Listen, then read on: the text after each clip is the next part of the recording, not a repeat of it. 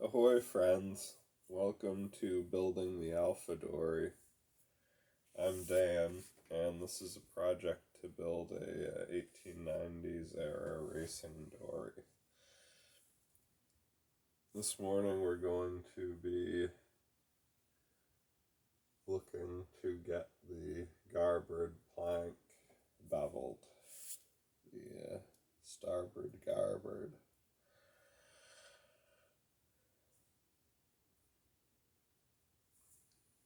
Alright, thanks for stopping in, and let's get out into the shop.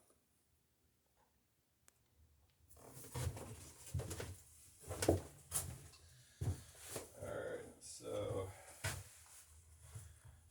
as you're noticing, we already got the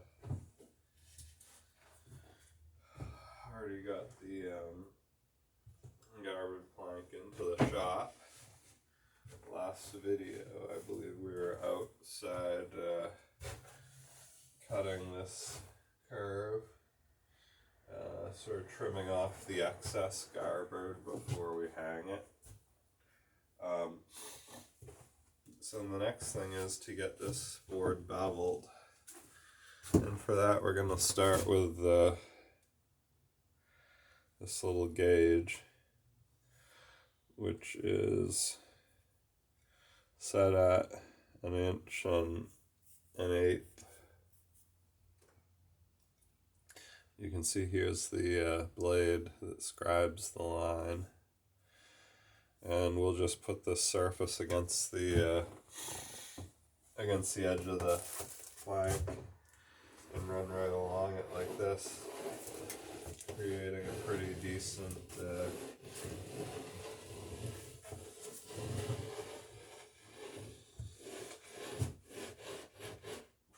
little scribe line that we can bevel the garboard to. There's some hard spots in each of the ply laminates where the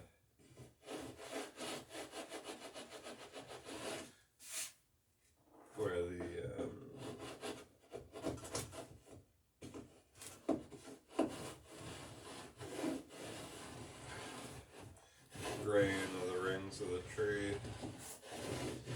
marine fur. Yeah, I guess that's probably something to discuss. I'm not sure that I told you guys what kind of plywood this was yet. Which, I think I mentioned the 1/2-inch part, but it's a marine fur.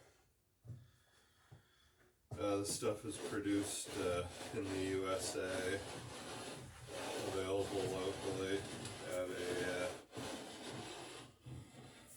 sort of pretty standard but well stocked local lumber distributor, local lumber company. It's not a Home Depot or Lowe's type thing. It's just a local family operation. They've been in business for years, but it's not like they're cutting their own lumber. They're just selling what other people make. So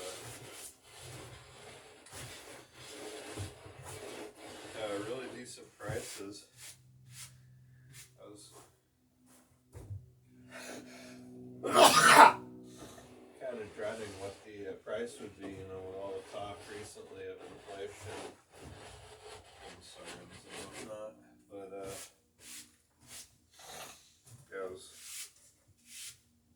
really reasonably priced, $82 a sheet, and it's nice plywood, no voids.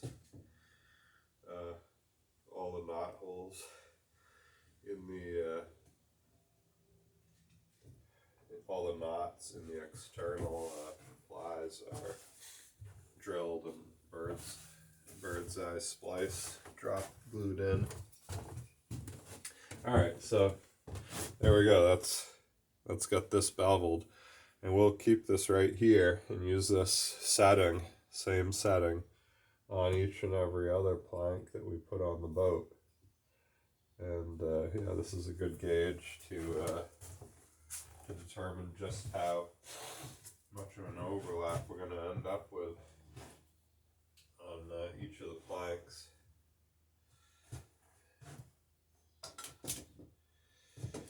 Alright, so as far as beveling this board, next thing we need to do, we've got this dimension, how far the bevel is going to go back into the plank. Now we need this dimension, how much the bevel is going to be raked downward towards this edge of the plank, and that will determine the angle of the bevel. So I think we're going to do a little experiment to figure that out.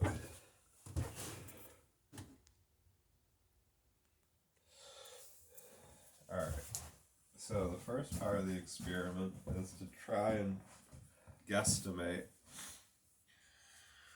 what or try and at this point figure out what the best width for our planks, our next two planks, are going to be on the boat. So we've already cut the bottom curve on this plank, the garboard, and we know that it hangs down a little bit beyond the bottom of the boat, so we're going to lose even more of this. So right now we're at 5.5 inches. So we're going to lose some of that, so we'll call it 5 inches. So we'll go to the widest part of the boat, which is one of these two frames. The widest part of the boat is actually here, but we want to measure on a frame, so we'll have a reference. So we'll go to the edge of the bottom, and the garboard's 5.5, so I'll call it 5 because I know we're going to lose a little more to the bottom of the dory. So 5 inches right there. Now we've got a 1 inch approximately overlap to make each lapped strike. So we'll give ourselves an inch overlap. Alright, and then measure up. How wide do we want our planks? Let's say we go with a 7-inch wide plank, which is pretty narrow. Let's say we go with an 8-inch wide plank. Then the next plank with another inch overlap, we do another 8-inch plank, will put us to here, which is, we pretty much run out of straight at that point, and we're getting onto the curve, and that's pretty much where we want to be. And then it looks like we'll get another 8-incher, and then probably another 8-incher. And there may actually be more, there'll actually be more width, so those last two will probably be closer to 9 when we get them all measured up and put on the boat. So what's the alternative? We could go with, so here's 5 again. We could go with a 7-inch,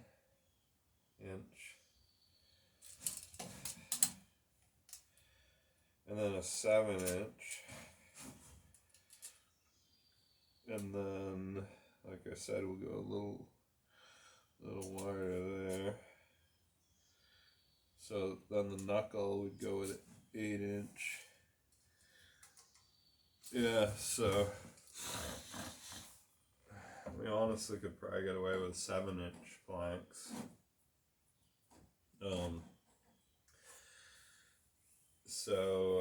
Yeah.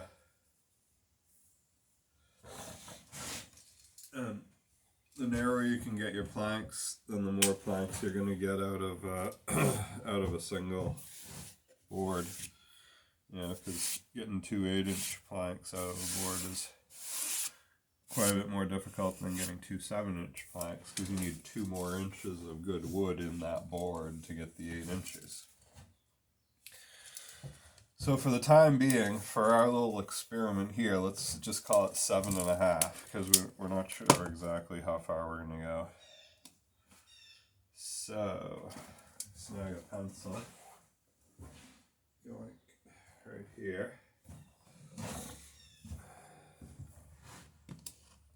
I'll just go ahead and make a 7.5 inch tick mark out from the edge of this piece of plywood. Now what I'm doing here is I'm determining the bevel that we're going to put in this garboard planking. The way I'm going to do that is, so the next board, I know that the far end of the next board, the top edge of the next board, is going to be out about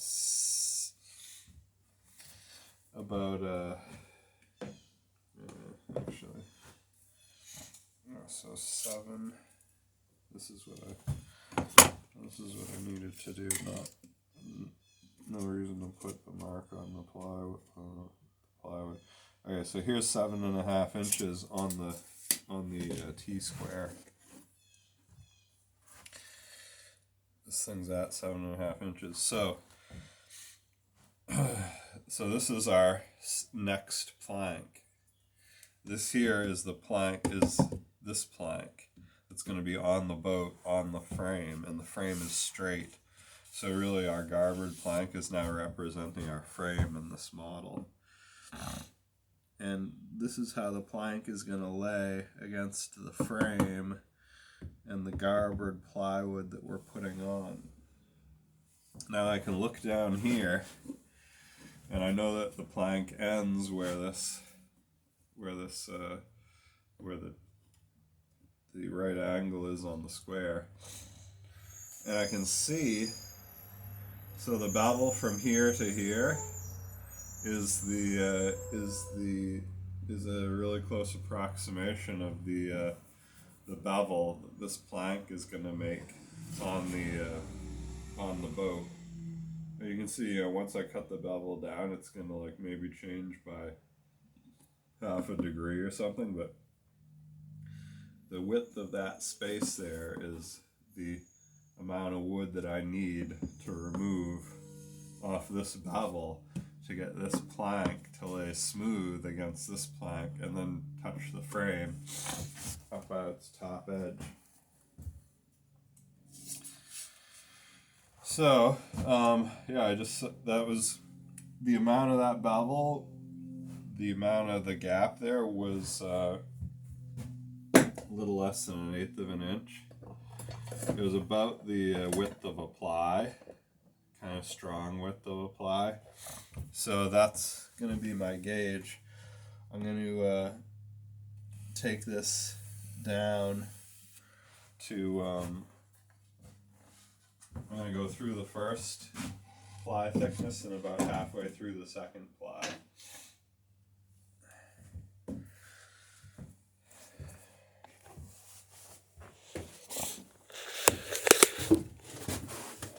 Alright, so next thing to do to plane this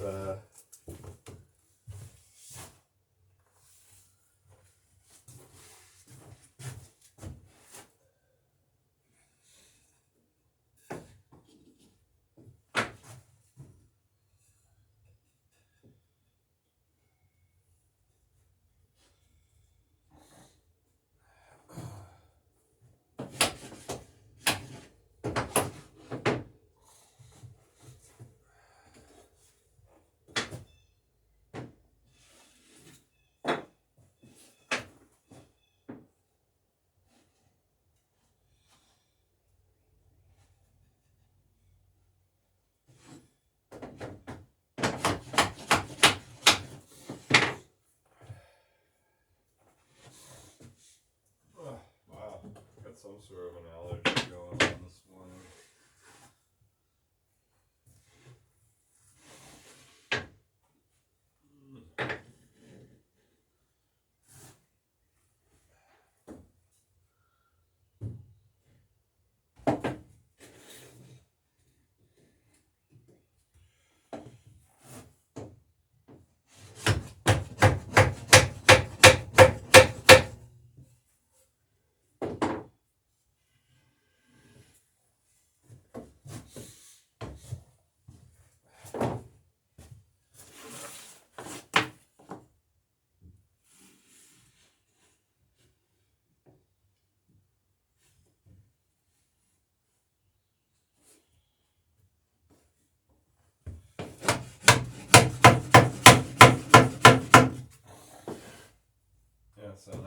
to do is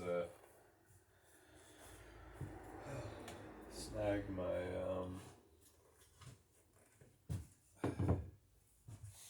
my plane.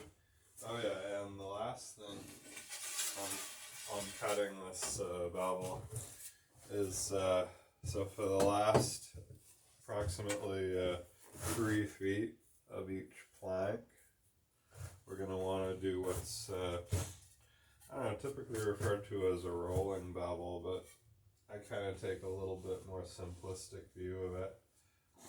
And when you stretch it out over 3 feet, you can pretty much just do a straight increasing bevel, and then I'll kind of like ease off the transition to it.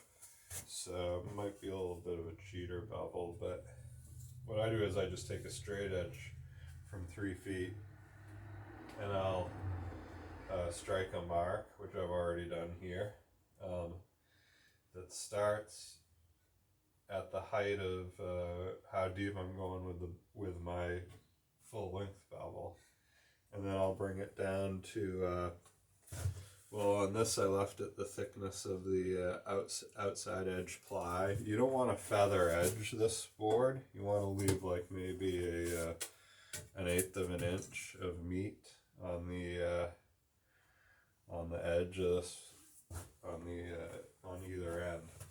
But you want to take it down to pretty much nothing, because that's what's going to close up the bevel on the stem and stern of the boat and keep the water out. So you want a small enough gap where it can be caulked with the cotton caulk.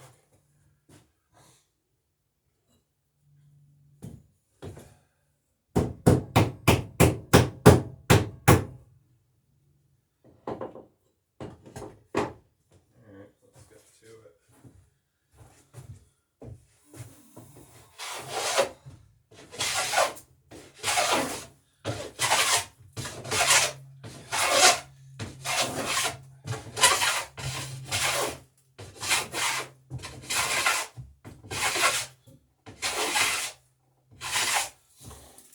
As you'll see, I mean, with the amount of this bevel and with the plywood, we could almost be cutting this with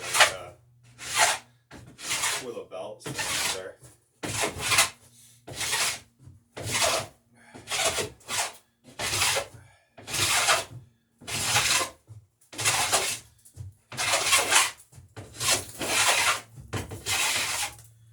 The plane's going to be a little quicker, I think, remove a little more material, and we'll be using the plane on all the other plots for sure. But if you are having issues with the grain tear,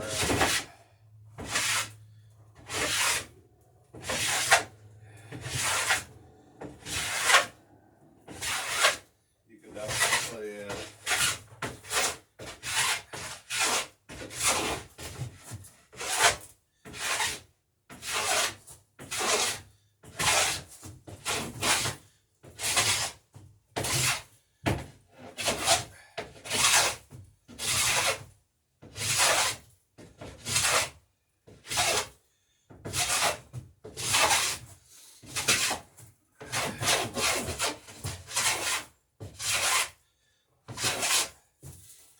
so I'm just watching for the appearance of that second layer of ply, and then I'm trying not to go back any further into the board than the scribe line we made. Getting pretty close.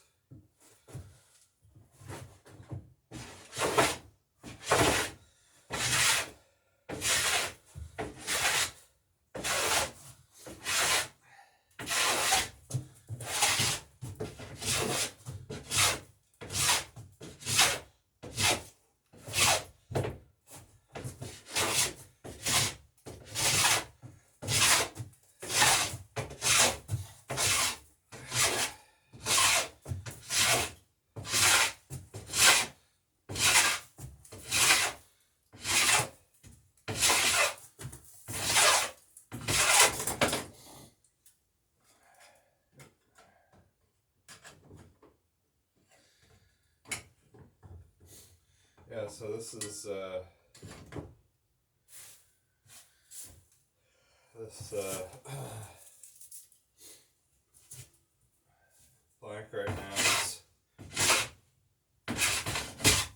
based on the shop itself.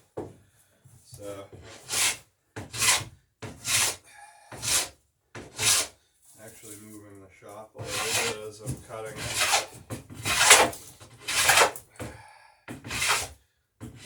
Just don't want to knock the place down on me.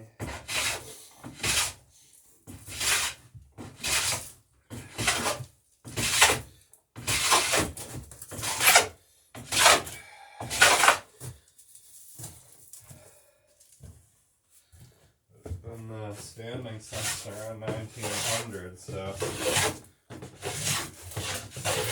probably seen worse than this in that time.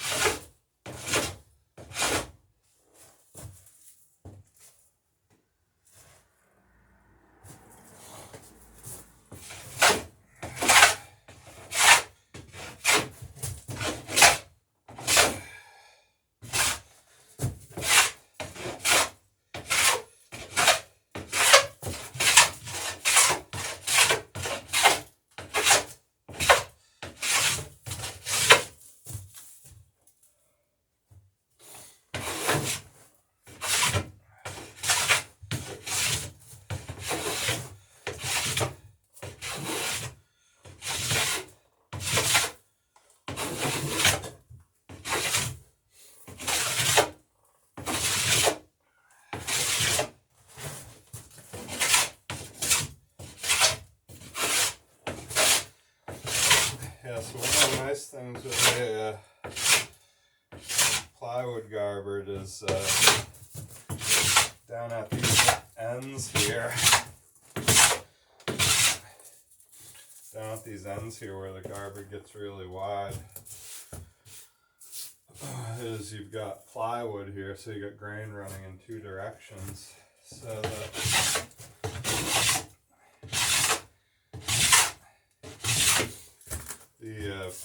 the garboard is not likely to split along the grain at either end where there's a lot of grain run out from the curvature of the plank. So that's one of the sort of traditional weaknesses of, you know, old-time dories, is they'd crack along the grain of the planking in the garboards, which was one of the reasons that they tried to find planking with some swirl to the grain, or even tight knots in them. For use in the, it was good to use in the garboard because it would keep that spot from cracking.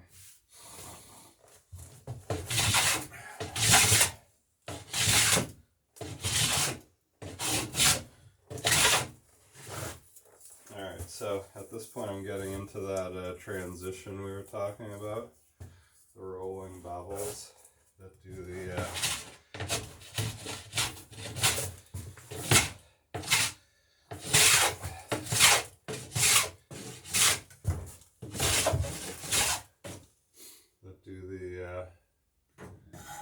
half flat.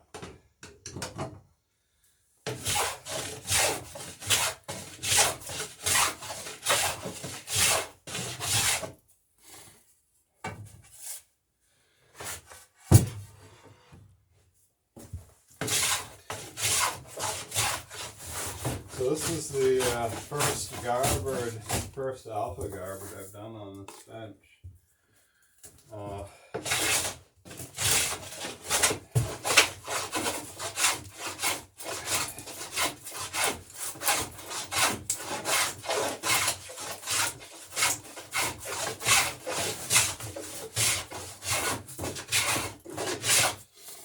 Yeah, just barely enough room.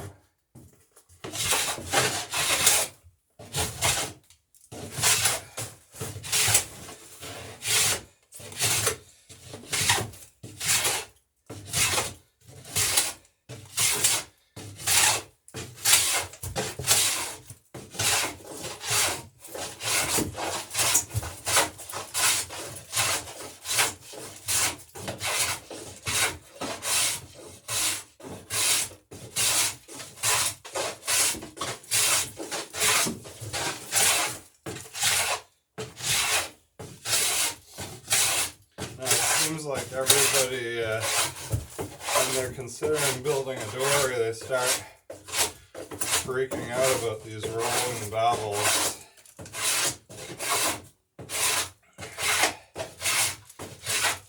The key is to get your rolling bevel along the bevel flat.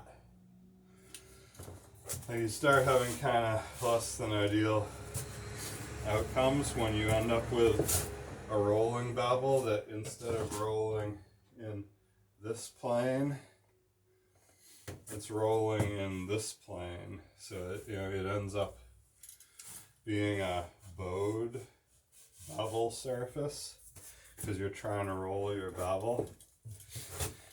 And then that means that the plank isn't going to come together tight on the outside or inside, and it's going to just look funny.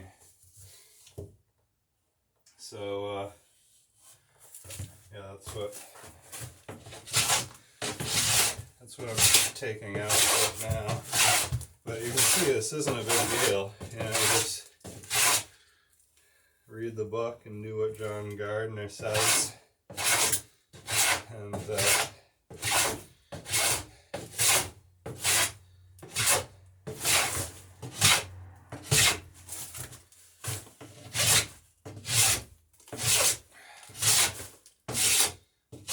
I got a little practice at a couple local dory shops, so I've done a little bit more than some, but it's not rocket science, that's for sure.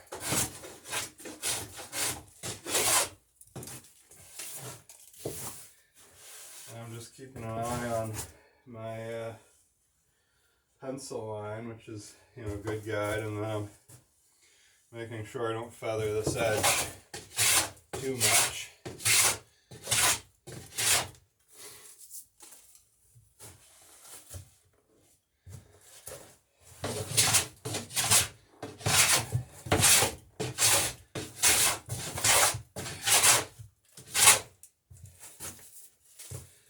And just working my way back along.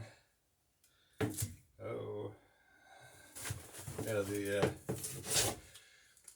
the plywood is a lot more splintery than the pine. And I think I said something about using a plane on the pine, but you'll see that's not even the half of it. On the pine we get to use a draw knife, which really, the initial cut is a draw knife, which really speeds things up. And it just cuts really nice. Yeah, alright, so, yeah, that's pretty much it. Of course, I'm going to have to cut this same rolling bevel on the other end. So, it's to be done. Let's see, we're at 29 minutes, so I think you guys can probably kind of imagine what it's going to be like for me to cut the other end. Well, thanks for dropping by the shop, and yeah, wishing you guys the best of luck with your dory building and boat building projects, and yeah, have a wonderful day. See you next video.